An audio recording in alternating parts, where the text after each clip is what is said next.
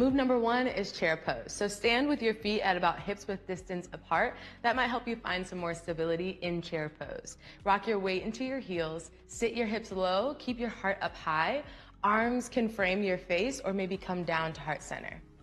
This will help build a lot of power and strength in your legs. If it feels more comfortable, you might even bring your legs to touch and sink a little bit deeper in towards your heels. Move number two is power lunge. So start in a lunge position, balancing on the ball mound of your back foot, letting your front knee stack over your front ankle.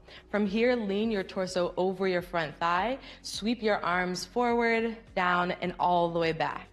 Squeeze your inner thighs together and hold this shape for about 30 seconds. Move number three is crescent lunge. Starting in that same lunge position, balancing on the back ball mound of your back foot, keeping your front knee over your front ankle. Lift your torso so that your shoulders stack over your hips. It'll be really tempting to flare your ribs out, keep them in to keep your core engaged. From here, lift your arms up.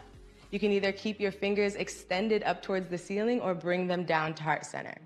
Squeeze your inner thighs in towards each other to create some stability and hold this for about 30 seconds.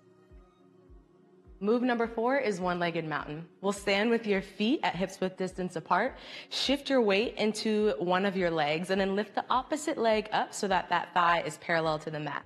You'll have your hands down by your sides and either gaze forward or straight down towards the mat as you hold this shape and develop your balance for about 30 seconds.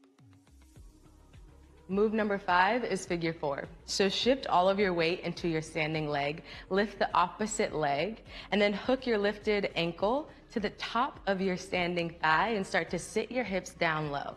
Ground through the four corners of that foot, and then bring your hands to heart center. Your hands can also be lifted up towards the ceiling. You'll feel an openness in your hip and a lot of strength building in that right leg. Move number six will be tree pose, another balancing pose, so it'll require a lot of your focus. Start to shift your weight into one of your legs, let that be your foundation.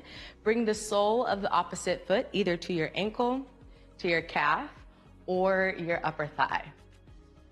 Avoid your knee to help protect that joint, and then take a deep breath in. Hands can either come by your sides, maybe they're at heart center, or you can lift them up and let your branches flow out. Hold this pose for about 30 seconds, maybe even up to a minute if you can stay stable, and then try it on the other side. Thanks for flowing with me. Again, my name is Paige, and this has been Movement of the Month Club. Tune in next week, and I'll show you some more yoga moves.